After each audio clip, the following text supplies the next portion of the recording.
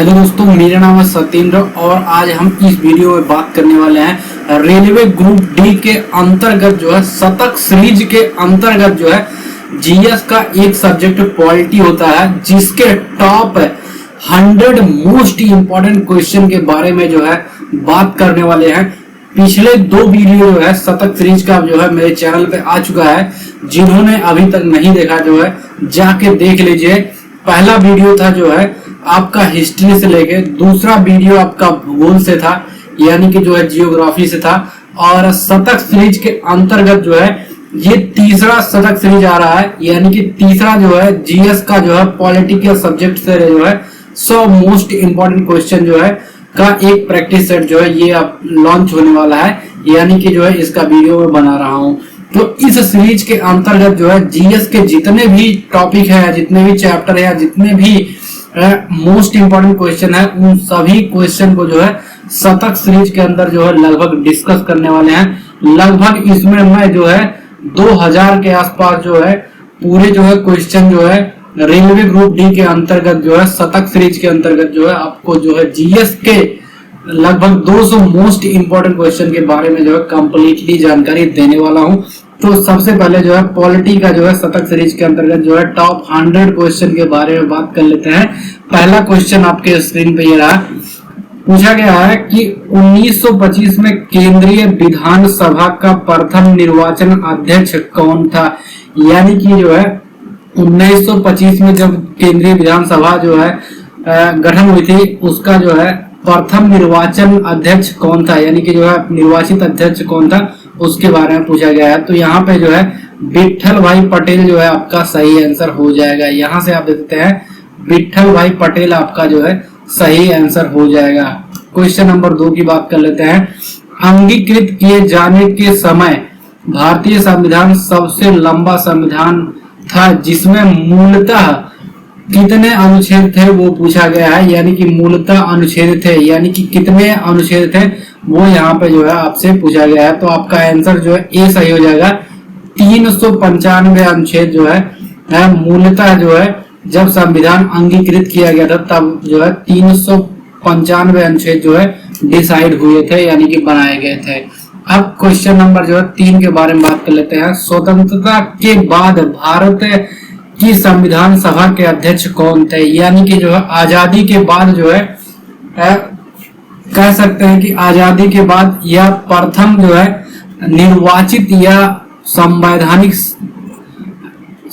संविधान सभा अध्यक्ष कौन थे उसके बारे में पूछा गया है। तो आपका सही आंसर जो हो जाएगा राजेंद्र प्रसाद जो है संवैधानिक सभा के अध्यक्ष थे। यानी कि जो है जब देश आजाद हुआ था यानी कि स्वतंत्रता जब हमें मिली थी उसके बाद जो है सबसे पहले जो है डॉक्टर राजेंद्र प्रसाद जी को जो है अध्यक्ष जो है बनाया गया था। अब बात कर लेते हैं क्वेश्चन नंबर 4 के बारे में। 9 दिसंबर 1946 को आयोजित संविधान सभा की प्रथम बैठक के अध्यक्ष कौन थे। यानी कि जो है 9 दिसंबर 1946 को जब संविधान सभा जो है की प्रथम बैठक हुई थी उस समय जो है कौन अध्यक्ष थे उसके बारे में पूछा गया है। तो आपका सही आंसर जो है सचिदानंद सिन्हा हो जाएगा। ये आपके जो है अस्थायी अध्यक्ष थे और डॉक्टर राजेंद्र प्रसाद जो है अस्थायी अध्यक्ष थे जब आपका देश आजाद हो गया था। आजादी के पहले जो है सचिदानंद सिन्हा जी को जो है अस्थायी जो है बनाया गया था अध्यक्ष। अब बात कर लेते हैं क्वेश्चन नंबर 5 के बारे में। पंडित जवाहरलाल नेहरू ने किस तिथि को संविधान सभा के उद्देश्य प्रस्ताव प्रस्तुत किए थे या किया था। तो ये आपसे जो है पूछा गया है। यानी कि पंडित जवाहरलाल नेहरू जी ने जो है किस तिथि को जो है संविधान सभा का जो है उद्देश्य प्रस्ताव जो है प्रस्तुत किया था उसके बारे में जो है पूछा गया। तो आपका सही आंसर जो रहेगा 13 दिसंबर 1946 को जो है उन्होंने जो है प्रथम बार जो है प्रस्तुत किया था उद्देश्य प्रस्ताव। अब बात कर लेते हैं क्वेश्चन नंबर 6 के बारे में। भारतीय संविधान के निर्माण के दौरान किसने उद्देश्यों के कथन को जो है प्रस्तुत किया था। यानी कि जो संविधान जब निर्माण हो रहा था उस समय जो है उद्देश्य रखने का जो है कथन, यानी कि उद्देश्य का क्या मतलब है या उद्देश्य रखने का जो मतलब है या कथन कह सकते हैं, उसे जो है किसने प्रस्तुत किया था उसके बारे में जो है पूछा गया है। तो आपका सही आंसर जो हो जाएगा जवाहरलाल नेहरू जी ने जो है सबसे पहले जो है उद्देश्यों का कथन जो है प्रस्तुत किए थे या किए थे। अब बात कर लेते हैं क्वेश्चन नंबर 7 के बारे में। स्वतंत्र भारत के प्रथम विदेश मंत्री कौन थे? यानी कि जब आपका देश आजाद हो गया था, आजाद होने के बाद उस समय जो है प्रथम विदेश मंत्री जो है कौन थे उसके बारे में पूछा गया है। तो आपका सही आंसर हो जाएगा R.K. पुष्यमुख चेट्टी जो है आपका सही आंसर हो जाएगा। अब बात कर लेते हैं क्वेश्चन नंबर 8 के बारे में। स्वतंत्र भारत के प्रथम विदेश मंत्री, ये आपका जो है क्वेश्चन रिपीट हो गया है, तो आपका सही आंसर जो है यहाँ पे R.K. पुष्यमुख चेट्टी जो है आपका सही आंसर हो जाएगा। अब बात कर लेते हैं यहाँ पे आपका जो रहेगा विदेश मंत्री। अब बात कर लेते हैं ये क्वेश्चन जो है क्वेश्चन नंबर 8 जो है थोड़ा सा मिस्टेक लग रहा है, तो मैं इसे जो है नेक्स्ट वीडियो में जो है जरूर कंफर्म कर दूंगा कि क्या मिस्टेक है। यानी कि 2 क्वेश्चन या तो रिपीट हुआ है या तो फिर ये क्वेश्चन जो है कुछ अलग होगा और इसका आंसर जो है परफेक्टली सही अभी नहीं बता सकते हैं, क्योंकि नेक्स्ट वीडियो में जो है इसे कंफर्म कर दूंगा, क्योंकि दोनों क्वेश्चन जो है सेम लग रहे हैं। अब बात कर लेते हैं क्वेश्चन नंबर 9 के बारे में। भारत को संविधान सभा का विचार पहली बार किसने दिया था? यानी कि जो है मतलब भारत का जो संविधान सभा था उसमें जो है विचार रखने का जो है पहली बार जो है किसने दिया था? तो आपका सही आंसर हो जाएगा M.N. रॉय ने जो है सबसे पहले जो है विचार रखने का जो है मतलब विचार करने का जो है दिया था। अब बात कर लेते हैं क्वेश्चन नंबर 10 के बारे में। भारत के संविधान सभा लिखने वाली संविधान सभा के उप अध्यक्ष कौन थे? यानी कि जो है जब संविधान सभा गठन हुआ था उस समय जो है संविधान सभा के उप अध्यक्ष कौन थे उसके बारे में जो है पूछा गया है। तो आपका सही आंसर जो हो जाएगा H.C. मुखर्जी आपका जो है सही आंसर हो जाएगा। यहाँ पे जो है ये आपका जो है सही आंसर हो जाएगा। अब बात कर लेते हैं क्वेश्चन नंबर 11 के बारे में। 1947 से पहले भारत में 26 जनवरी को क्या कहा जाता था उसके बारे में पूछा गया है। तो आप लोगों को अगर पता होगा तो आप कंफर्म कर सकते हैं, अदरवाइज जो है 1947 से पहले जो है 26 जनवरी को जो है स्वतंत्रता दिवस के नाम से जो है जाना जाता था। अब बात कर लेते हैं क्वेश्चन नंबर 12 के बारे में। भारतीय संविधान के जनक के रूप में किसे जाना जाता है? यानी कि भारतीय संविधान के जो है जनक जो है वो किसे कहते हैं? तो आपका सही आंसर हो जाएगा डॉक्टर B.R. अम्बेडकर जो है आपका सही आंसर हो जाएगा। अब बात कर लेते हैं क्वेश्चन नंबर 13 के बारे में। भारत की संविधान सभा की पहली बैठक कब आयोजित हुई थी? यानी कि भारत का जो संविधान बना हुआ था उसकी पहली बैठक जो है कब हुई थी या कब आयोजित की गई थी उसके बारे में जो है पूछा गया है। तो आपका 26 नवंबर 1949 में जो है पहली बार जो है बैठक हुई थी। तो आपका सही आंसर जो है 26 नवंबर 1949 आपका जो है सही आंसर हो जाएगा। अब बात कर लेते हैं क्वेश्चन नंबर 14 के बारे में। भारतीय संविधान को कब अंगीकृत किया गया था? यानी कि जो है भारतीय संविधान को जो है सबसे यहाँ पे जो है थोड़ा सा आंसर का मिस्टेक हो गया है, यहाँ पे आप जो है करेक्ट कर लेंगे। भारतीय संविधान की जो पहला बैठक जो आयोजित किया था वो 9 दिसंबर 1946 को जो है आयोजित किया गया था। ये आप करेक्ट कर लेंगे, यहाँ पे जो है थोड़ा सा मिस्टेक हो गया है, इसे आप जो है करेक्ट कर लेंगे। सही आंसर आपका जो है ए हो जाएगा 9 दिसंबर 1946 जो है यहाँ पे सही हो जाएगा। अब क्वेश्चन नंबर 14 के बारे में बात कर लेते हैं। भारतीय संविधान को कब अंगीकृत किया गया था?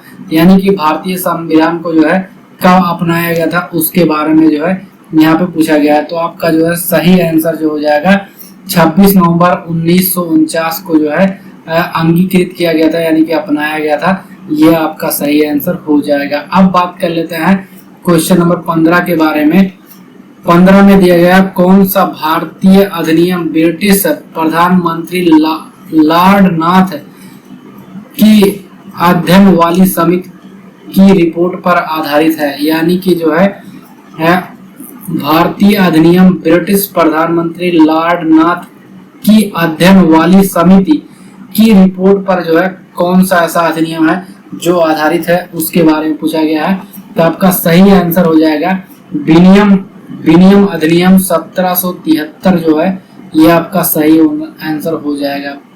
क्वेश्चन नंबर 16 के बारे में बात कर लेते हैं। विश्व का सबसे लंबा लिखित संविधान किस देश का है? यानी कि जो है विश्व में जो है सबसे लंबा लिखित संविधान जो है भारत का है।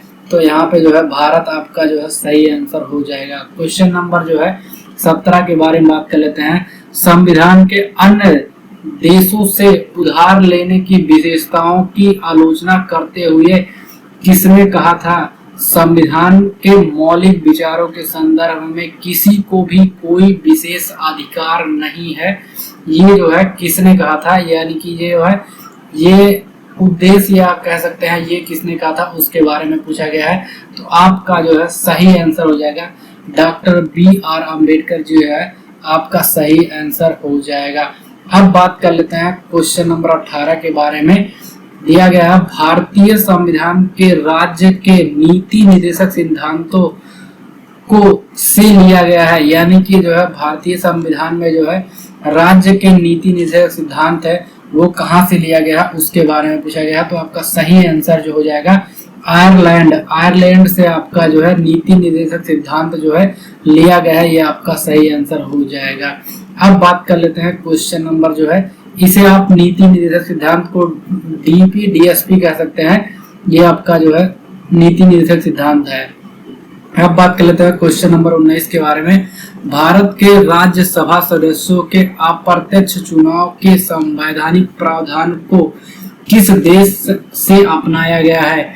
यानी कि जो है भारत में जो है राज्यसभा सदस्यों के अप्रत्यक्ष चुनाव को जो है कहाँ से अपनाया गया है, कहाँ से लिया गया है उसके बारे में पूछा गया है। तो आपका सही आंसर जो हो जाएगा दक्षिण अफ्रीका जो है सही आंसर आपका हो जाएगा। अब बात कर लेते हैं क्वेश्चन नंबर जो है 20 के बारे में। 20 में पूछा गया भारतीय संविधान का कौन सा अंग जर्मन के संविधान से प्रेरित है? यानी कि जो है जर्मनी से जो है क्या लिया गया है उसके बारे में जो है यहाँ पे जो है पूछा गया है। तो आपका सही आंसर हो जाएगा आपातकाल के दौरान मौलिक अधिकारों का निलंबन। ये आपको जो है जर्मन से लिया गया है। तो यहाँ पे जो है सही आंसर हो जाएगा। नीति निर्देशक सिद्धांत जो है आप ऊपर देख चुके हैं कि आयरलैंड से लिया गया है, वहां पे आप सही कर लेंगे। बाकी संसदीय प्रणाली जो है वो आपका जो है फ्रेंच है और मौलिक कर्तव्य जो है आपका USA से लिया गया है। मौलिक अधिकार आपका USA से लिया गया है। यहाँ पे जो है मौलिक कर्तव्य यानी कि मौलिक कह सकते हैं फंडामेंटल ड्यूटीज जो है आप चेक कर लेंगे, मैं आपको नेक्स्ट वीडियो में उसे बता दूंगा। अब बात कर लेते हैं क्वेश्चन नंबर जो है 21 के बारे में। भारतीय संविधान के पंचवर्षीय योजना का प्रावधान किस देश से लिया गया है? यानी कि जो है भारत का जो संविधान है उसमें पंचवर्षीय जो योजना है वो किस देश से लिया गया उसके बारे में पूछा गया है। तो आपका सही आंसर हो जाएगा USSR आपका सही आंसर हो जाएगा। USSR आपका जो है सही आंसर हो जाएगा। ये आपका USA है, UK है, कनाडा है। अब इसके बाद से क्वेश्चन नंबर 22 के बारे में बात कर लेते हैं। भारतीय संविधान में मौलिक अधिकार किस संविधान से अंगीकृत किया गया है? यानी कि जो है फंडामेंटल राइट या FR जिसे कहते हैं वो कहाँ से लिया गया है? तो आपका जो है USA से लिया गया है, संयुक्त राज्य अमेरिका से लिया गया है। तो आपका सही आंसर हो जाएगा। अब बात कर लेते हैं क्वेश्चन नंबर जो है 23 के बारे में। 23 में पूछा गया है कि भारतीय संविधान में मौजूद केंद्र के साथ संघ की अवधारणा को से लिया गया है। यानी कि जो है केंद्र के साथ संघ की अवधारणा जो है वो किस देश से लिया गया है उसके बारे में पूछा गया है। तो आपका सही आंसर हो जाएगा कनाडा के जो है संविधान से जो है ये लिया गया है। अब को बात कर लेते हैं क्वेश्चन नंबर जो है 24 के बारे में। 24 में दिया गया भारतीय संविधान में शामिल विधि शासन की संकल्पना किस विदेशी संविधान से ली गई है? यानी कि आपकी जो है विधि शासन की संकल्पना जो है वो किस देश से ली गई है उसके बारे में पूछा गया है। तो आपका सही आंसर जो है UK हो जाएगा। UK से जो है विधि शासन की संकल्पना जो है ली गई है। अब बात कर लेते हैं क्वेश्चन नंबर जो है 25 के बारे में। तेलंगाना राज्य किस राज्य से अलग होकर बना है? यानी कि तेलंगाना जो है वो किस राज्य से होकर बना है? तो आपका सही आंसर हो जाएगा आंध्र प्रदेश जो है आपका सही आंसर हो जाएगा। अब बात कर लेते हैं क्वेश्चन नंबर 26 के बारे में। महाराष्ट्र और गुजरात राज्यों का गठन कब हुआ था ये पूछा गया है, यानी कि किस सन में हुआ था उसके बारे में पूछा गया है। तो आपका सही आंसर जो हो जाएगा वो आपका 1960 जो है सही आंसर हो जाएगा। 1960 में जो है महाराष्ट्र और गुजरात राज्यों का जो है गठन हुआ था। अब बात कर लेते हैं क्वेश्चन नंबर जो 27 के बारे में। भारत में किसी भी राज्य की सीमाओं को बदलने के लिए कौन अधिकृत है, यानी कि जो है भारत के अंदर जो है कोई भी सीमा अगर आपको बदलनी है तो उसके लिए जो है कौन सा संविधान या कौन सा संसद या राष्ट्रपति के थ्रू या प्रधानमंत्री के थ्रू या विधानमंडल के थ्रू किसके थ्रू होता है उसके बारे में जो है पूछा गया। तो आपका सही आंसर जो हो जाएगा संसद के थ्रू जो है मतलब भारत के अंदर जो भी सीमाएं हैं या राज्य की सीमाएं हैं उसे घटाया भी जा सकता है, बढ़ाया भी जा सकता है। अब क्वेश्चन नंबर 28 के बारे में बात कर लेते हैं। भारतीय संविधान के किस अनुच्छेद में लिखा है कि भारत अर्थात इंडिया राज्यों का संघ होगा, यानी कि जो है पूछा गया कि भारतीय संविधान के किस अनुच्छेद में यह लिखा गया भारत अर्थात इंडिया जो है राज्यों का एक संघ होगा, उसके बारे में पूछा गया है। तो आपका सही आंसर हो जाएगा अनुच्छेद 1 में जो है ये लिखा गया है। तो सही आंसर जो है आपका 1 हो जाएगा। अब बात कर लेते हैं क्वेश्चन नंबर जो है 29 के बारे में। संघ सूची, राज्य सूची और समवर्ती सूची भारतीय संविधान की किस अनुसूची में शामिल है, यानी कि जो संघ सूची है, राज्य सूची है और समवर्ती सूची है वो भारतीय संविधान की किस सूची में है उसके बारे में पूछा गया है। तो आपका सही आंसर हो जाएगा 7वीं अनुसूची में जो है इसको जो है रखा गया है। तो 7वीं अनुसूची जो है आपका सही आंसर हो जाएगा। अब बात कर लेते हैं क्वेश्चन नंबर 30 के बारे में। 30 में पूछा गया भारतीय संविधान की किस अनुसूची में 22 भाषाओं का उल्लेख है। तो आपका जो है सही आंसर हो जाएगा 8वीं सूची में जो है 22 भाषाओं का जो है उल्लेख है, ये सही आंसर आपका हो जाएगा। अब बात कर लेते हैं क्वेश्चन नंबर 31 के बारे में। कौन सा अनुच्छेद भारतीय संसद को जातीय, जनजातीय एवं जनजातियों की अनुसूचित जातियों की सूची में शामिल करने और उससे बाहर करने की शक्ति जो है प्रदान करता है। क्वेश्चन देखो कितना घुमा के पूछा गया है। पूछा गया कौन सा अनुच्छेद भारतीय संसद को जातियों या जनजातियों एवं मतलब जनजातियों की अनुसूची जातियों की सूची में शामिल करने और बाहर करने की जो शक्ति प्रदान करता है। बहुत घुमा के क्वेश्चन पूछा गया है, जो आपको जो है रेलवे ग्रुप डी में जो है ऐसे प्रश्न जो है बहुत ज्यादा मिलेंगे। तो आपका अनुच्छेद हो जाएगा अनुच्छेद 341 में जो है ये दिया गया है। तो आपका सही आंसर जो है 341 हो जाएगा। अनुच्छेद 341 में जो है ये शक्तियां प्रदान की गई है, शामिल किया जा सकता है या बाहर किया जा सकता है। जातियां, जनजातियां या जनजातियों की अनुसूची जातियां, इनकी सूची जो है अनुच्छेद 341 में जो है ये शक्ति प्रदान की गई है कि बाहर कर सकते हैं, अंदर कर सकते हैं। क्वेश्चन नंबर 42 के बारे में बात कर लेते हैं। भारतीय संविधान का अनुच्छेद 72 किस से संबंधित है, यानी कि 72 अनुच्छेद जो है वो किस से संबंधित है उसके बारे में पूछा गया है। तो आपका सही आंसर जो हो जाएगा राष्ट्रपति को क्षमा करने की शक्ति जो है प्रदान करता है। आर्टिकल जो है 72 यानी कि 72 अनुच्छेद जो है राष्ट्रपति को जो है क्षमा करने की जो है शक्ति प्रदान करता है, यानी कि कोई जो है अपराधी है या कोई भी नॉर्मल केस है उसमें जो है राष्ट्रपति जो है क्षमा कर सकते हैं, ये क्षमा दान दे सकते हैं। ये शक्ति जो है अनुच्छेद 72 में जो है प्रदान की गई है। अब बात कर लेते हैं क्वेश्चन नंबर जो है 33 के बारे में। किस अनुच्छेद के अंतर्गत भारत के राष्ट्रपति मृत्यु दंड को क्षमा एवं मृत्यु दंड को सजा या कमी को कर सकते हैं। अभी आपने जो है ऊपर देखा है तो क्षमा करने का या मृत्यु दंड कम करने की सजा जो है अनुच्छेद 72 में दिया गया है। तो सही आंसर आपका जो है अनुच्छेद 72 हो जाएगा।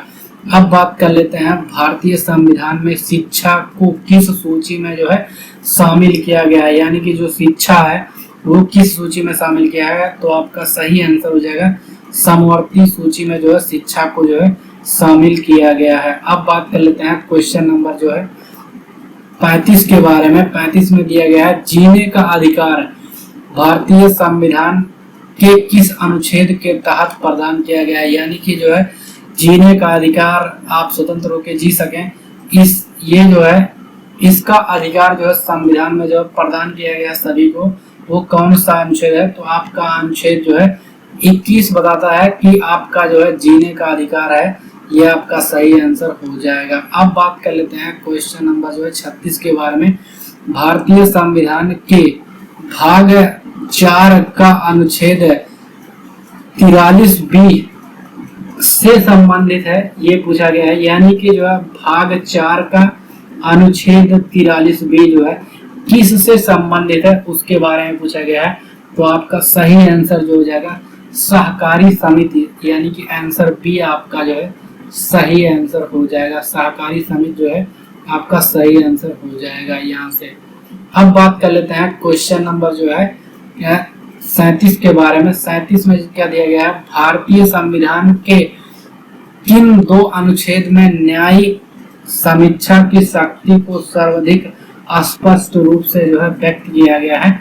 यानी कि भारतीय संविधान में कौन सा ऐसा अनुच्छेद है जिसमें जो है न्यायिक समीक्षा, यानी कि जो न्याय कर दिया गया है उसका दोबारा से जो है समीक्षा करने की जो है शक्ति जो है सर्वाधिक रूप से जो है किस अनुच्छेद में स्पष्ट किया गया है?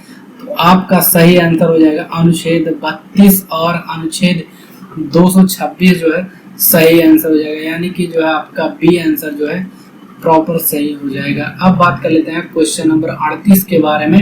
अनुच्छेद 370 के प्रमुख प्रस्तुतकार कौन थे? यानी कि जो है अनुच्छेद 370 जो है जब प्रस्तुत किया गया था उसके प्रमुख प्रस्तुतकार कौन थे उसके बारे में पूछा गया है। तो अनुच्छेद 370 जो है एन गोपाला स्वामी अयंगर जी ने जो है ये पास किया था, यानी कि जो ये प्रस्तुत किया था 370 धारा को या 370 अनुच्छेद को। अब बात कर लेते हैं क्वेश्चन नंबर जो है 39 के बारे में। भारतीय संविधान के किस अनुच्छेद में कर्मचारियों के लिए निर्वाह मजदूरी आदि का प्रावधान निर्दिष्ट या मतलब दिखाया गया है या कह सकते हैं दृष्टित किया गया है, वो आपसे पूछा गया है। यानी कि जो है कौन सा ऐसा अनुच्छेद है जिसमें जो है कर्मचारियों को जो है निर्वाह मजदूर आदि का जो है प्रावधान जो है बताया गया है या दिखाया गया है या निर्दिष्ट किया गया है? तो आपका अनुच्छेद जो है 43 जो है सही आंसर हो जाएगा। यानी कि अनुच्छेद 43 में जो है ऐसा प्रावधान जो है निर्दिष्ट किया गया है या प्रावधान बनाया गया है कि निर्वाह मजदूर आदि को जो है वेतन मिलेगी, सैलरी मिलेगी और सारी चीजें मिलेगी। क्वेश्चन नंबर 40 के बारे में बात कर लेते हैं। भारतीय संविधान के किस अनुच्छेद में नए राज्यों के गठन, सीमाओं के फेरबदल इत्यादि से संबंधित वर्णन किया गया है? यानी कि ऐसा कौन सा संविधान है, मतलब किस संविधान के अंतर्गत या किस अनुच्छेद के अंतर्गत नए राज्यों का गठन और उनकी सीमाओं में जो है फेरबदल कर सकते हैं, वो किस अनुच्छेद में जो है लिखा गया उसके बारे में पूछा गया है। तो आपका अनुच्छेद जो है 3 के अंतर्गत जो है किसी राज्यों का जो है गठन कर सकते हैं, नए राज्यों का, और उनकी सीमाओं में जो है फेरबदल जो है कर सकते हैं। अब क्वेश्चन नंबर जो है 41 के बारे में बात कर लेते हैं। भारतीय संविधान के कौन से अनुच्छेद में मनी बिल को परिभाषित किया गया है? यानी कि कौन सा ऐसा अनुच्छेद है जिसमें जो है मनी बिल को जो है परिभाषित किया गया है या मनी बिल को जो है दिखाया गया है या मनी बिल के लिए जो है बनाया गया है अनुच्छेद? तो आपका सही आंसर जो हो जाएगा 110 अनुच्छेद में जो है मनी बिल को जो है परिभाषित किया गया है। क्वेश्चन नंबर 42 के बारे में बात कर लेते हैं। भारतीय संविधान के किन अनुच्छेद के अंतर्गत समानता का अधिकार का उल्लेख किया गया है? यानी कि कौन सा ऐसा अनुच्छेद है जिसके अंतर्गत जो है समानता का अधिकार जो है दिखाया गया है या दर्शाया गया है? तो आपका अनुच्छेद जो है 14 से जो है 18 तक के जो है समानता का अनुच्छेद या समानता का अधिकार जो है उसका उल्लेख किया गया है। अब क्वेश्चन नंबर 43 के बारे में बात कर लेते हैं। भारतीय संविधान में यह निर्दिष्ट किया गया है कि राज्य ग्राम पंचायतों का गठन करने के लिए कदम उठाएगा। यानी कि जो है कौन सा ऐसा अनुच्छेद है जिसमें यह दिखाया गया है कि राज्य जो है वो ग्राम पंचायतों को जो है गठन करने का जो है कदम उठाएगा, कदम बढ़ाएगा, उसके बारे में कहा गया है।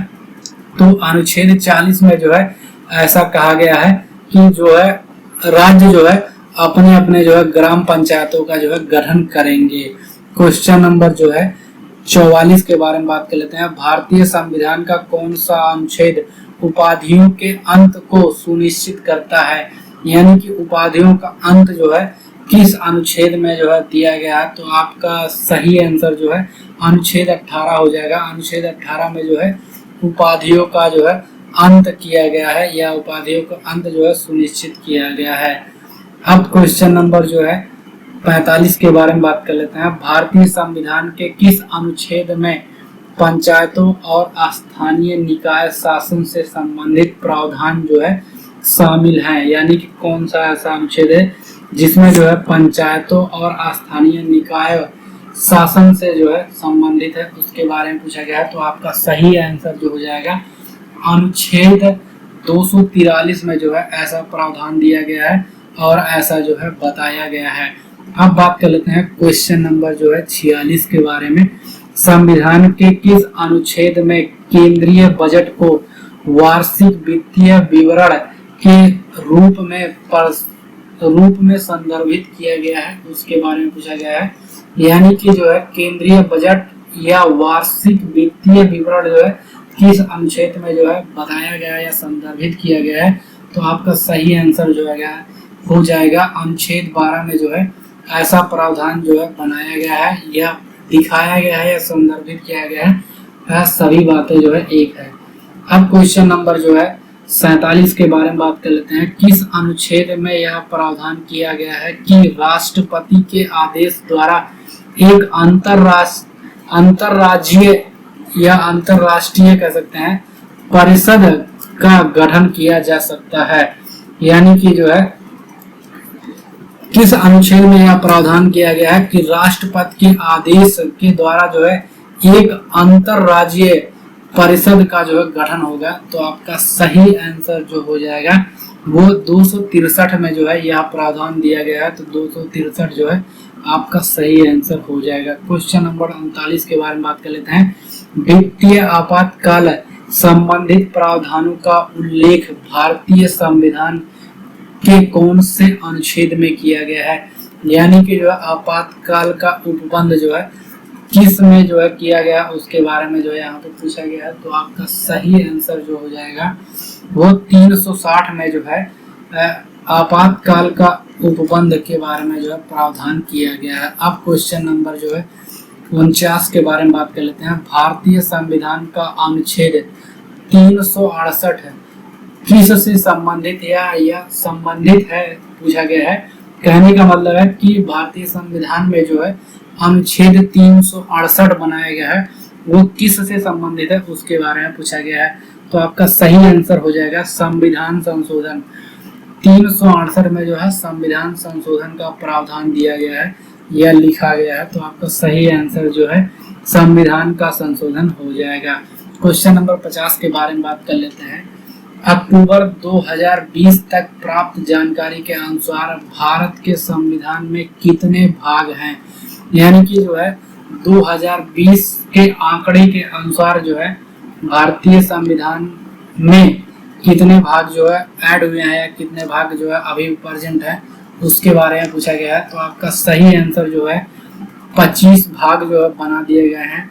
यानी कि जो है पहले जो है जितने भी भाग बनाए गए थे उसमें बढ़ोतरी होके जो है अब 25 भाग हो गया है अक्टूबर 2020 के आंकड़े के अनुसार। अब बात कर लेते हैं क्वेश्चन नंबर जो है 51 के बारे में। भारतीय संविधान के कौन से अनुच्छेद में राज्यों के विधान परिषदों के गठन के लिए जो है प्रावधान किया गया है? यानी कि जो है कौन सा ऐसा अनुच्छेद है जिसमें जो है राज्यों के विधान परिषद के गठन के बारे में जो है बताया गया है। तो आपका सही आंसर जो है हो जाएगा अनुच्छेद 169 में जो है बताया गया है, या 169 में जो है ये प्रावधान लिखा गया है कि राज्यों के विधान परिषदों का जो है गठन किया जाएगा। क्वेश्चन नंबर जो है 52 के बारे में बात कर लेते हैं। संविधान के किस अनुच्छेद के तहत भारत का उच्चतम न्यायालय मौलिक अधिकारों के परिवर्तन के लिए रिट जारी कर सकता है? यानी कि अगर आप मौलिक अधिकारों में कोई भी परिवर्तन जारी कर सकते हैं तो उसके लिए जो है रिट फाइल हो जाएगा उच्चतम न्यायालय यानी कि सुप्रीम कोर्ट से जो है एक रिट फाइल हो जाएगी। रिट जो है 5 प्रकार के होते हैं। 5 प्रकार के कौन कौन से होते हैं वो मैं आपको नेक्स्ट वीडियो में जो है बता दूंगा, आप वहां से जो है कंफर्म कर लीजिएगा। इसमें बात कर लेते हैं कि कौन सा ऐसा अनुच्छेद है जिसमें ये प्रावधान दिया गया है। तो आपका सही आंसर हो जाएगा अनुच्छेद 32 में जो है यह प्रावधान दिया गया है कि अगर आप जो है मौलिक अधिकार में कोई भी परिवर्तन करेंगे तो सुप्रीम कोर्ट जो है एक रिट जारी करके जो है उसे चेक करेगा या उसे जो है वेरीफाई करेगा। अब बात कर लेते हैं क्वेश्चन नंबर 53 के बारे में। भारतीय संविधान की दूसरी अनुसूची किससे संबंधित है? यानी कि भारतीय संविधान में जो दूसरी अनुसूची बताई गई है वह किससे संबंधित है उसके बारे में जो है पूछा गया है। तो आपका सही आंसर हो जाएगा राष्ट्रपति, राज्यपाल, मुख्य न्यायाधीशों, उच्च न्यायालय और उच्चतम न्यायालय के न्यायाधीशों के जो है वेतन से रिलेटेड है।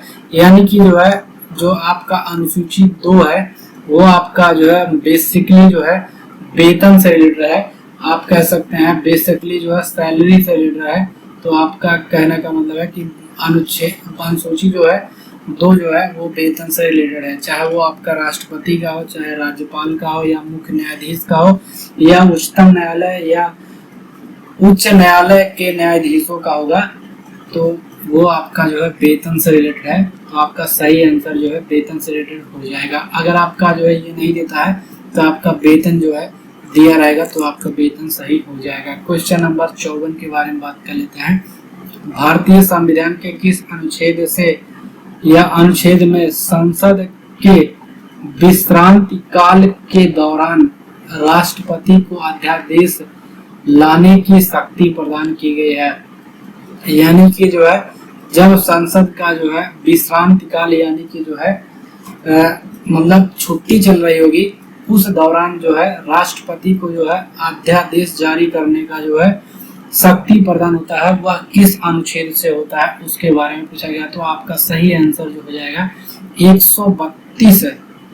123 जो है आपका सही आंसर हो जाएगा। 123 जो है आपका सही आंसर हो जाएगा।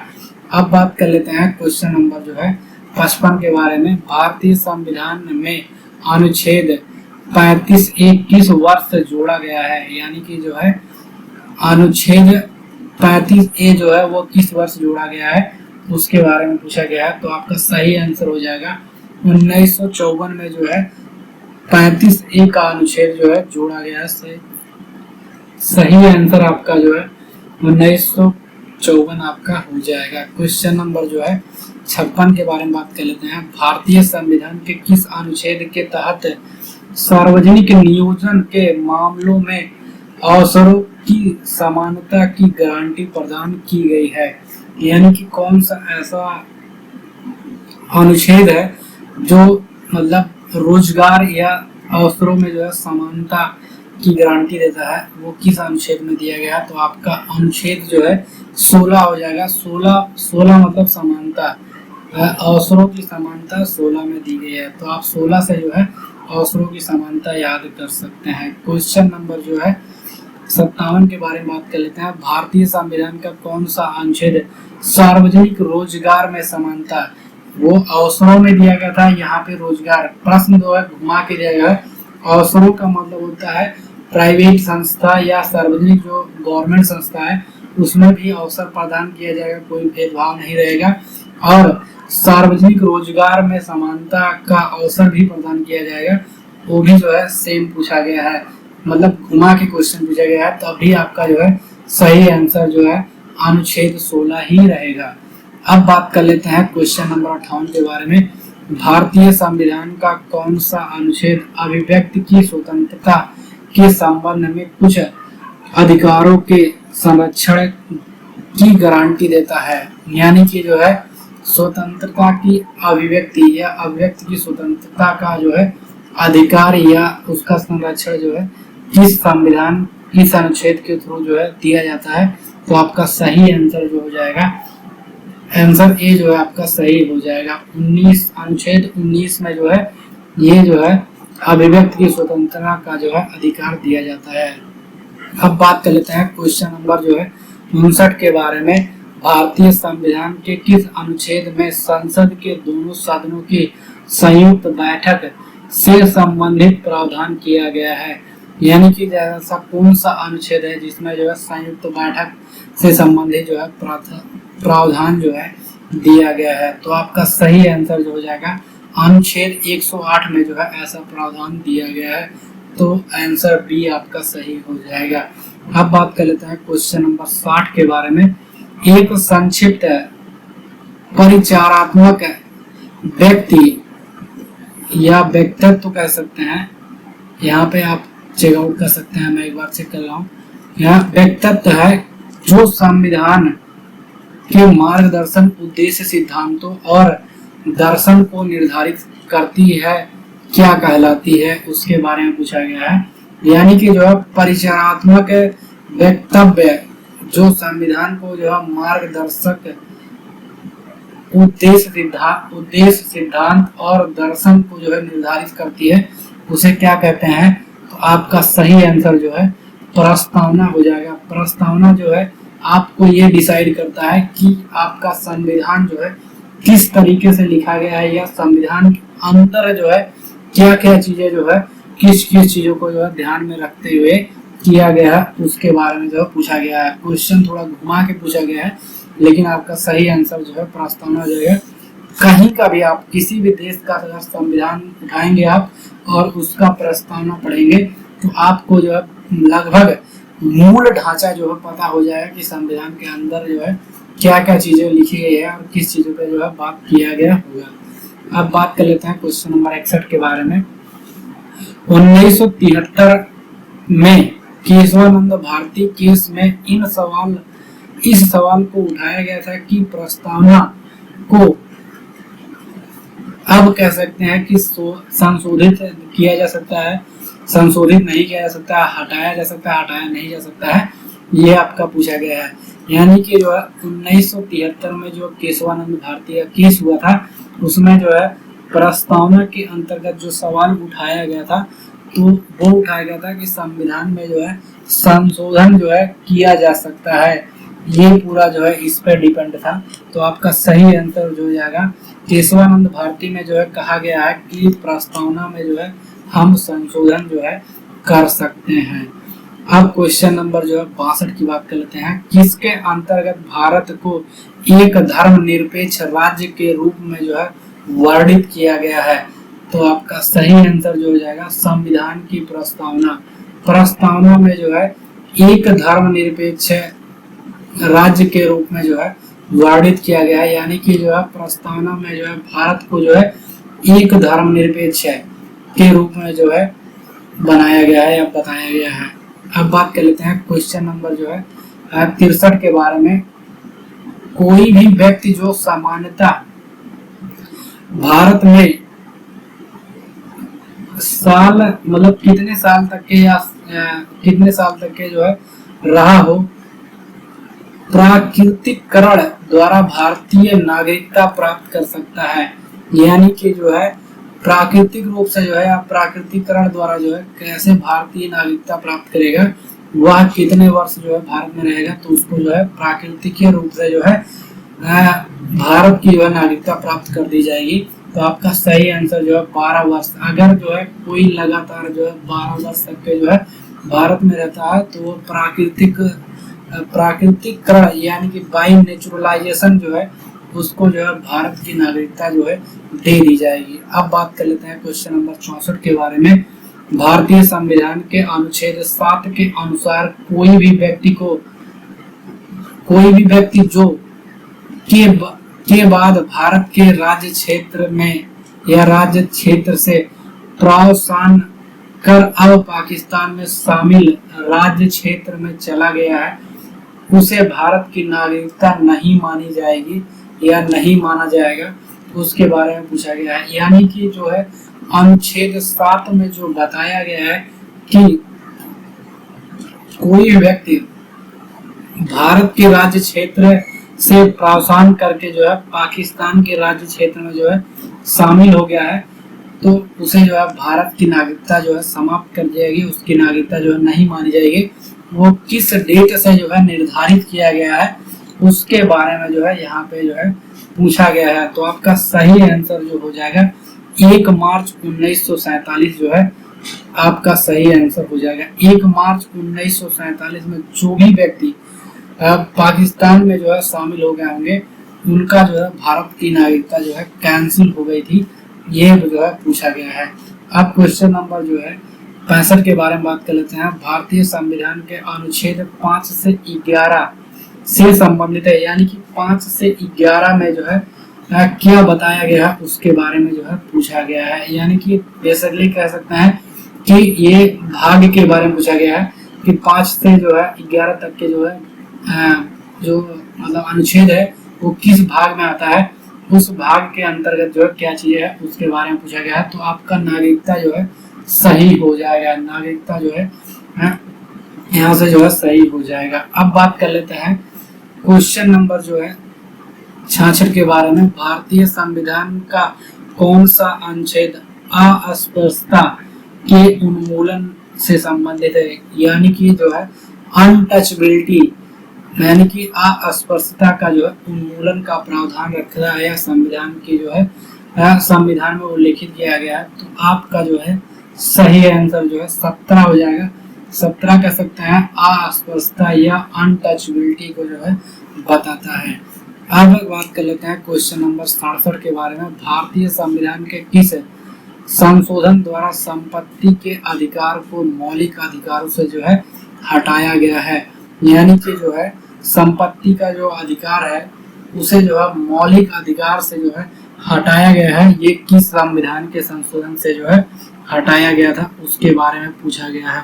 तो आपका जो सही आंसर हो जाएगा 44वें संविधान संशोधन 1978 से जो है ये हटा दिया गया है मौलिक अधिकार से कि संपत्ति रखने का जो है कोई अधिकार जो है नहीं होगा। यानी कि जो है 44वें संविधान संशोधन 1978 में जो है संपत्ति का अधिकार जो है मौलिक अधिकारों से जो है हटा दिया गया है। अब बात कर लेते हैं क्वेश्चन नंबर 68 के बारे में। किस संस्था के पास भारतीय संविधान के अनुसार बंदी प्रत्यक्षीकरण की रिट जारी करने की शक्ति है, यानी कि जो है बंदी प्रत्यक्षीकरण रिट जारी करने का जो है शक्ति जो है किसे दिया गया है या किस संस्था को दिया गया है। संस्था ना कह के गवर्नमेंट कह सकते हैं, मतलब क्वेश्चन जो है घुमा के पूछा गया है। संस्था मतलब आप समझ सकते हैं प्राइवेट के बारे में बात करेगा, लेकिन प्राइवेट नहीं है। संस्था मतलब जो है गवर्नमेंट सेक्टर के बारे में ही बात जो है किया गया है। तो आपका सही आंसर जो है हो जाएगा सर्वोच्च न्यायालय और उच्च न्यायालय जो है दोनों सही हो जाएगा। यहाँ पे जो है उच्चतम न्यायालय और उच्च न्यायालय दोनों दिया गया है, लेकिन आपका जो है सर्वोच्च न्यायालय जो है उच्चतम न्यायालय हो जाएगा, उच्च न्यायालय जो है हाई कोर्ट हो जाएगा। तो आपका जो है सही आंसर जो है सी हो जाएगा। कंफ्यूज नहीं होना है। आपका जो है सर्वोच्च न्यायालय यानी कि जो है सुप्रीम कोर्ट, उच्च न्यायालय जो है हाई कोर्ट, दोनों के पास जो है ये शक्ति प्रदान की गई है कि वो जो है बंदी प्रत्यक्षीकरण की रिट जो है जारी कर सकते हैं। क्वेश्चन नंबर जो है 69 के बारे में बात कर लेते हैं। भारतीय संविधान के में प्रावधान है कि किस नागरिक के साथ धर्म जाति या जन्म स्थान या इनमें से किसी के आधार पर कोई भेदभाव जो है नहीं किया जाएगा, उसके बारे में जो है यहाँ पे पूछा गया है। तो आपका सही आंसर जो हो जाएगा अनुच्छेद 15 में जो है यह बताया गया है कि धर्म के आधार पर, जाति के आधार पे या जन्म जाति या जन्म स्थान के आधार पर जो है कोई भेदभाव जो है नहीं किया जाएगा। ये अनुच्छेद 15 में जो है बताया गया है। यहाँ से जो है आप कंफर्म कर सकते हैं। अब बात कर लेते हैं क्वेश्चन नंबर 70 के बारे में। भारतीय संविधान के अंतर्गत अल्पसंख्यकों के हितों का संरक्षण के अंतर्गत जो है निहित है। यानी कि जो है अल्पसंख्यकों के अंतर्गत जो है कौन सा ऐसा अनुच्छेद बनाया गया है जिनका जो है बचाव किया जा सकता है या संरक्षण किया जा सकता है अल्पसंख्यकों के जो है हितों के लिए। तो आपका सही आंसर जो हो जाएगा अनुच्छेद जो है 29 में जो है ये बताया गया है, और अनुच्छेद 29 में जो है ये प्रावधान दिया गया है कि अल्पसंख्यकों के हितों के लिए जो है आरक्षण दिया गया है, यह अंतर्गत जो है निहित है। क्वेश्चन नंबर 71 के बारे में बात कर लेते हैं। इनमें से कौन सी रिट किसी व्यक्ति को सार्वजनिक कार्यालय में उस कार्य को करने से रोकने के लिए जो है जारी की जाती है जिसका वह हकदार या अधिकार नहीं होता है। यानी कि जो है ऐसा कौन सा रिट है जिसमें जो है ये प्रावधान दिया गया है। तो आपका जो सही आंसर हो जाएगा अधिकार परीक्षा। अधिकार परीक्षा के अंतर्गत जो है ये आपका सही आंसर हो जाएगा। अधिकार परीक्षा के अंतर्गत बताया गया है कि व्यक्ति को सार्वजनिक कार्यालय में उस कार्य को जो है करने से रोकने के लिए जो है जारी की जाती है जिसका वह हकदार या अधिकारी जो है नहीं है। यानी कहने का मतलब है कि जैसे अगर आप जो पुलिस में नहीं है तो आप पुलिस का जो है कोई काम नहीं कर सकते हैं, या आप गवर्नमेंट जॉब में नहीं है तो आप गवर्नमेंट जॉब से रिलेटेड जो है कोई कार्य नहीं कर सकते हैं। इसके बारे में जो है कहा गया है। अब बात कर लेते हैं क्वेश्चन नंबर 72 के बारे में। भारतीय संविधान का कौन सा अनुच्छेद अपराधों के लिए जो है दोषी सिद्ध के संबंध में संरक्षण से संबंधित है। यानी कि जो है कौन सा ऐसा अनुच्छेद है जिसमें अपराधों के लिए जो है दोषी सिद्ध के संरक्षण के लिए जो है बनाया गया है। तो आपका अनुच्छेद 20 है। अनुच्छेद 20 में जो है ये प्रावधान दिया गया है। अब बात कर लेते हैं क्वेश्चन नंबर 73 के बारे में। भारतीय संविधान के कौन से अनुच्छेद शोषण के विरुद्ध अधिकार से संबंधित है। यानी कि जो है कौन सा ऐसा अनुच्छेद है जिसमें शोषण के विरुद्ध अधिकार देने का, यानी कि कोई आपके साथ जो है शोषण ना कर सके उसका अधिकार जो है दिलाता है, वह कौन सा अनुच्छेद है। तो आपका अनुच्छेद 23 और 24 में जो है ये प्रावधान लिखा गया है कि कोई आपका जो है शोषण नहीं कर सकता है। अब बात कर लेते हैं क्वेश्चन नंबर 74 के बारे में। भारतीय संविधान के अनुसार की आयु तक के बच्चों को मुफ्त और अनिवार्य शिक्षा प्रदान या प्राप्त करने का अधिकार है। यानी कि जो है कितने वर्ष के बच्चों के लिए जो है मुफ्त में शिक्षा प्रदान करने का जो है अधिकार दिया गया संविधान के थ्रू। तो आपका सही आंसर जो है हो जाएगा 14 वर्ष के बच्चों तक के जो है, यानी कि 1 से लेकर जो है 14 वर्ष के बच्चों को जो है मुफ्त में शिक्षा जो है प्रदान करने का जो है अधिकार संविधान में जो है दिया गया है। यानी कि फ्री में आप जो है 14 वर्ष के बच्चों तक को जो है पढ़ा सकते हो। अब बात कर लेते हैं क्वेश्चन नंबर 75 के बारे में। भारतीय संविधान या भारतीय न्यायिक प्रणाली में रिट हैबियस कॉर्पस का शाब्दिक अर्थ क्या है।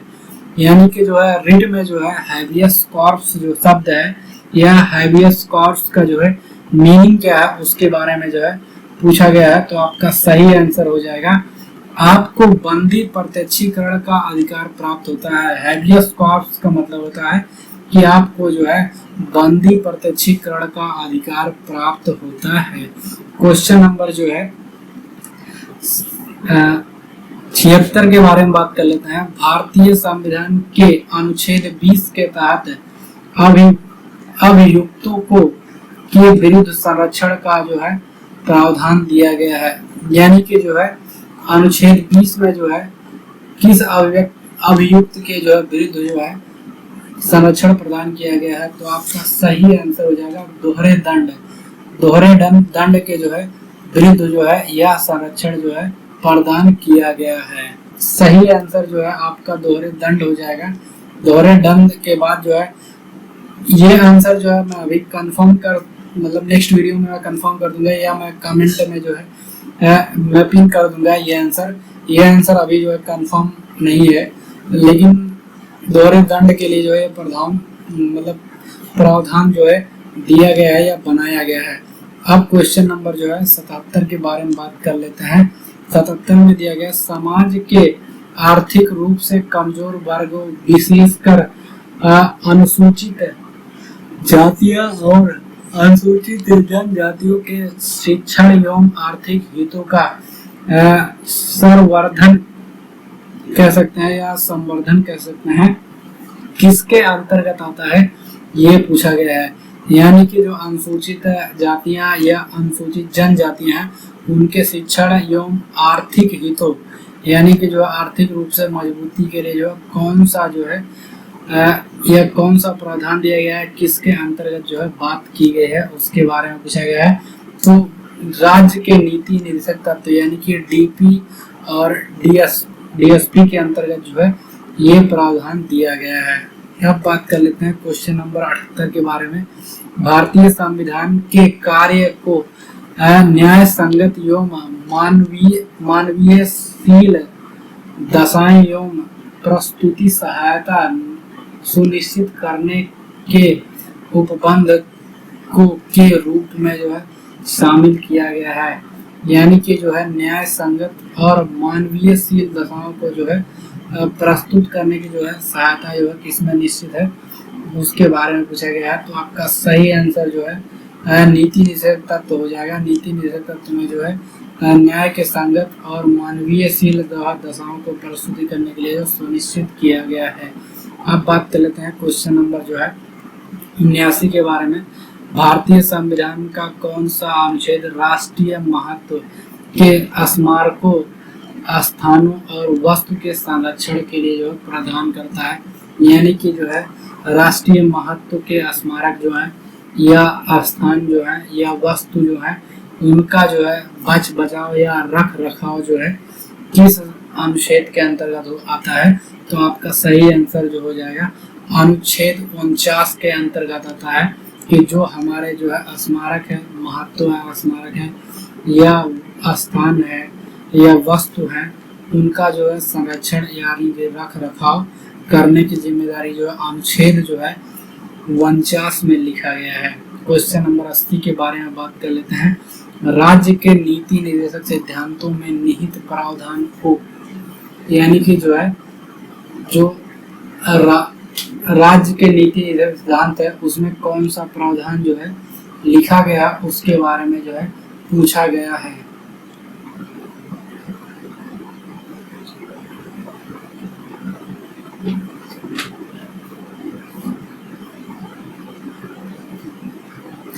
कहने का मतलब यह है कि आप नीति निर्देशक तत्व जो है के लिए जो है कैसे लागू करवा सकते हैं या कौन लागू करता है या किस पर जो है निर्भर रहता है उसके बारे में पूछा गया है।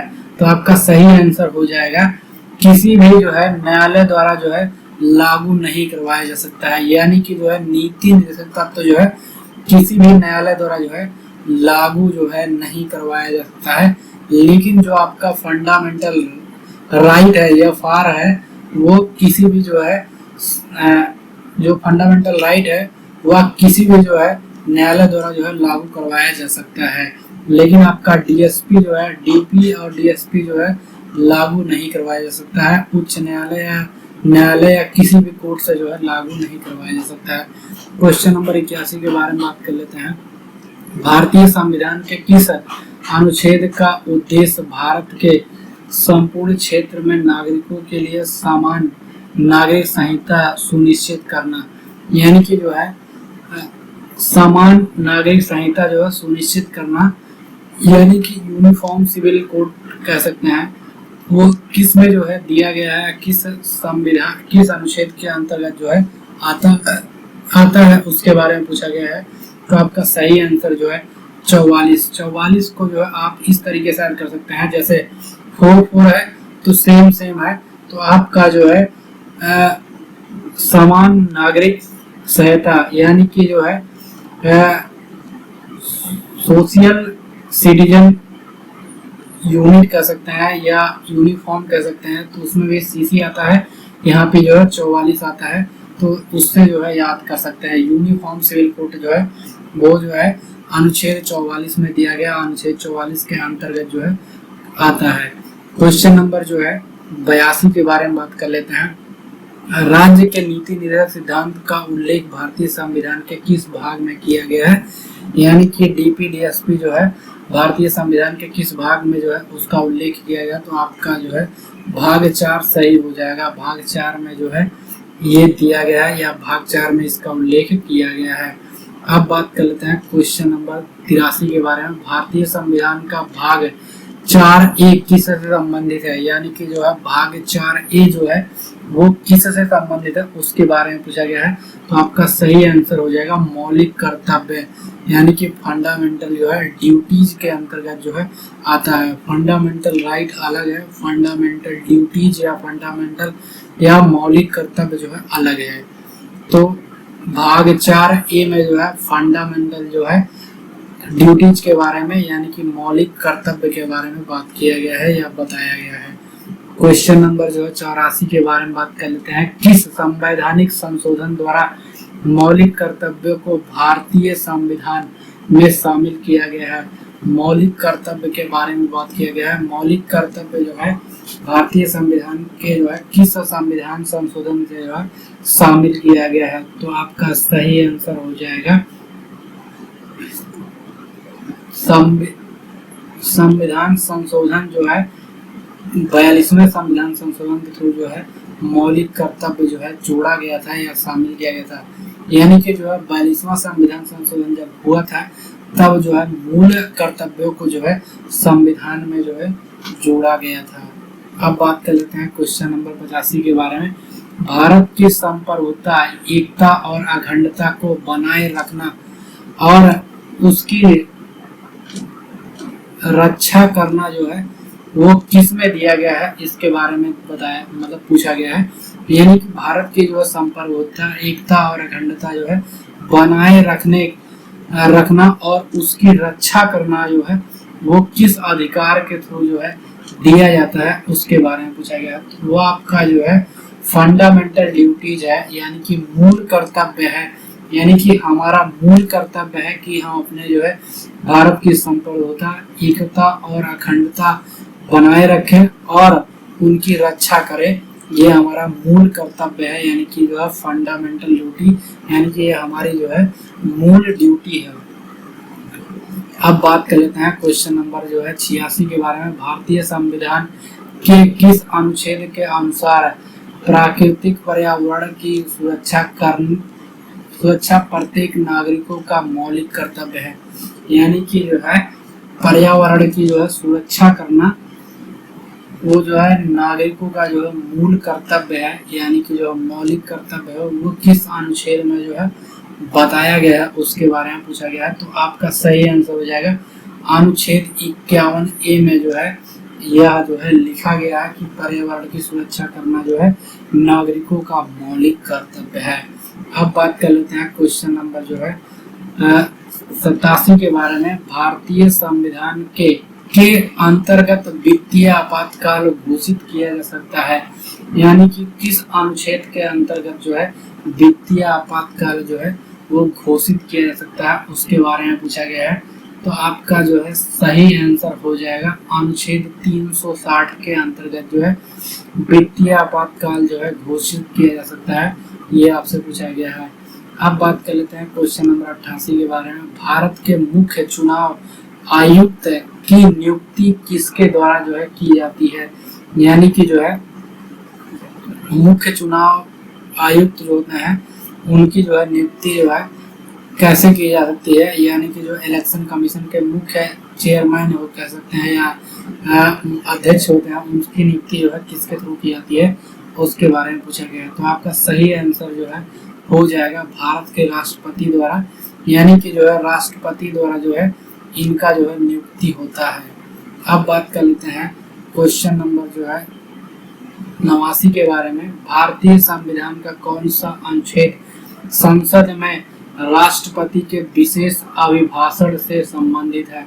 यानी कि जो है कौन सा ऐसा अनुच्छेद है जिसमें जो है राष्ट्रपति के विशेष अभिभाषण से संबंधित है उसके बारे में पूछा गया है। तो आपका अनुच्छेद जो है 87 सही हो जाएगा। अनुच्छेद 87 में जो है ये पूछा गया है और अनुच्छेद 87 में जो है ये बताया गया है। अब बात कर लेते हैं क्वेश्चन नंबर 90 के बारे में। भारत में जब संविधान के अधिग्रहण उल्लंघन के लिए राष्ट्रपति पर महाभियोग चलाना हो तो आरोप द्वारा लगाया जाता है। यानी कि जो है राष्ट्रपति पे जब महाभियोग लगाया जाता है या चलाया जाता है तो वो किस सदन से जो है चलाया जाता है उसके बारे में पूछा गया है। तो संसद के जो है किसी भी सदन से जो है यह जो है आरोप जो है चलाया जाता है या आरोप जो है लगाया जाता है। अब बात कर लेते हैं क्वेश्चन नंबर जो है 91 के बारे में। कौन भारतीय सशस्त्र बलों का सर्वोच्च कमांडर होता है? यानी कि जो है कौन जो है भारतीय सशस्त्र बलों का सर्वोच्च कमांडर होता है उसके बारे में पूछा गया है। तो आपका सही आंसर हो जाएगा राष्ट्रपति।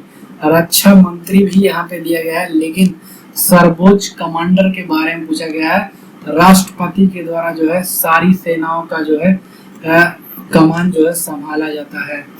रक्षा मंत्री जो है जरूर होते हैं, लेकिन रक्षा मंत्री के ऊपर भी जो है राष्ट्रपति होते हैं। राष्ट्रपति के अंतर्गत जो है ये सारी चीजें जो है संभाली जाती है। सशस्त्र बलों का जो है सर्वोच्च कमांडर जो है राष्ट्रपति होता है, ना कि रक्षा मंत्री। राष्ट्रपति के जो है नीचे रक्षा मंत्री होते हैं। रक्षा मंत्री के बाद जो है तीनों सेनाओं के प्रमुख होते हैं, हेड होते हैं, वो सभी होते हैं। अब बात कर लेते हैं क्वेश्चन नंबर जो 92 के बारे में। भारतीय संविधान का कौन सा अनुच्छेद राष्ट्रपति के लिए शपथ या प्रतिज्ञान से संबंधित है? यानी कि कौन सा ऐसा अनुच्छेद जो है राष्ट्रपति के शपथ से रिलेटेड है? तो आपका सही आंसर जो है हो जाएगा अनुच्छेद 60 में जो है राष्ट्रपति का जो है शपथ लिया गया। 60 से जो है शपथ याद कर सकते हैं। 60 शपथ राष्ट्रपति का जो शपथ है वो 60 में दिया गया है। अब बात कर लेते हैं क्वेश्चन नंबर 93 के बारे में। भारतीय संघ की कार्यपालिका का संवैधानिक प्रमुख कौन होता है? यानी कि भारतीय संघ की जो कार्यपालिका होती है उसके प्रमुख जो है कौन होते हैं संवैधानिक रूप से? तो आपका सही आंसर हो जाएगा राष्ट्रपति। राष्ट्रपति जो है संवैधानिक जो है वो प्रमुख होते हैं कार्यपालिका के। जो संघ की कार्यपालिका चलती है उसके जो है प्रमुख जो है राष्ट्रपति होते हैं। क्वेश्चन नंबर जो है 94 के बारे में बात कर लेते हैं। भारतीय संसद के प्रत्येक सदन को बुलाने और स्थगित करने का अधिकार जो है किसे है? यानी कि जो है भारतीय संविधान का जो संसद है वह बुलाने और स्थगित करने का अधिकार जो है वो किसके पास है? तो वो पूछा गया है। तो राष्ट्रपति के पास जो है वो अधिकार है, वो संसद को जो है बुला सकते हैं और स्थगित भी कर सकते हैं। अब बात कर लेते हैं क्वेश्चन नंबर 95 के बारे में। भारत के राष्ट्रपति के महाभियोग की प्रक्रिया भारतीय संविधान के किस अनुच्छेद में जो है उल्लेखित है उसके बारे में पूछा गया है। यानी कि जो है राष्ट्रपति का जो महाभियोग प्रक्रिया है वह किस अनुच्छेद में जो है बताया गया है, किस अनुच्छेद में लिखा गया है? तो आपका अनुच्छेद जो है 61 में जो है महाभियोग की प्रक्रिया है और 60 में जो है शपथ है। यहाँ से आप जो है कंफर्म कर सकते हैं। अब बात कर लेते हैं क्वेश्चन नंबर 96 के बारे में। राष्ट्रपति और उपराष्ट्रपति दोनों की अनुपस्थिति में भारत के राष्ट्रपति का कार्यभार कौन संभालता है? यानी कि जो है जब राष्ट्रपति और उपराष्ट्रपति दोनों भी जो है उपस्थित नहीं होते हैं तो राज्य या राष्ट्रपति का जो है कार्यभार कौन संभालता है? तो भारत के जो है मुख्य न्यायाधीश जो है सारे जो है राज्य का जो है संभालते हैं। तो यहाँ पे जो है ये सही हो जाएगा, यानी कि सी आपका जो है सही आंसर हो जाएगा। अब बात कर लेते हैं क्वेश्चन नंबर जो है 97 के बारे में। भारत के पहले उपराष्ट्रपति कौन थे जिन्हें राष्ट्रपति के चुनाव में जो है द्वितीय वरीयता मत गणना द्वारा जो है राष्ट्रपति चुना गया है?